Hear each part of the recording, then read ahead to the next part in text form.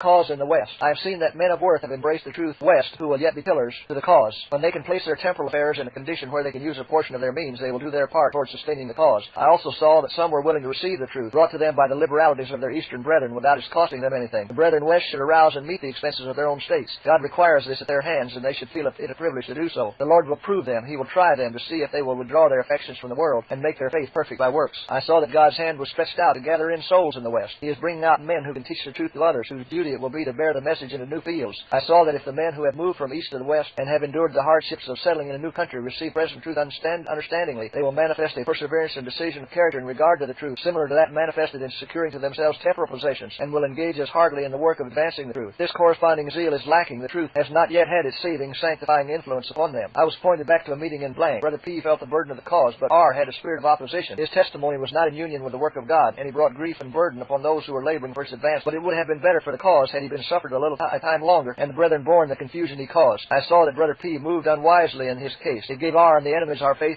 the advantage. Brother P should have waited until R's religious character was more fully developed. He would soon either have united with a remnant full of God or been left at one side. But R obtained sympathy on account of his age. He had partaken of the spirit of the messenger party, and his whole course was darkened by it. His wife has an excitable, bitter spirit, has been zealous to spread false reports. She acts the part to her husband that Jezebel did to Ahab, and stirs him up to fight against the servants of God who bear appointed testimony. Their influence east has been decidedly against the spirit of the truth, and those who have devoted their lives to labor for its advance. There is a class east who profess to believe the truth, but who cherish secret feelings of dissatisfaction against those who bear the burden in this work. True sentiments of such do not appear until some influence opposed to the work of God arises, and then they manifest their true character. Such readily receive, cherish, and circulate reports which have no foundation in truth, to destroy the influence of those who are engaged in this work. All who wish to draw off from the body will have opportunity. Something will arise to test everyone. The great sifting time is just for us. The jealous and the fault-finding who are watching for evil will be shaken out. They hate reproof and despise correction. Those who love the spirit of the third angel's message and have no union with the spirit of R and his wife.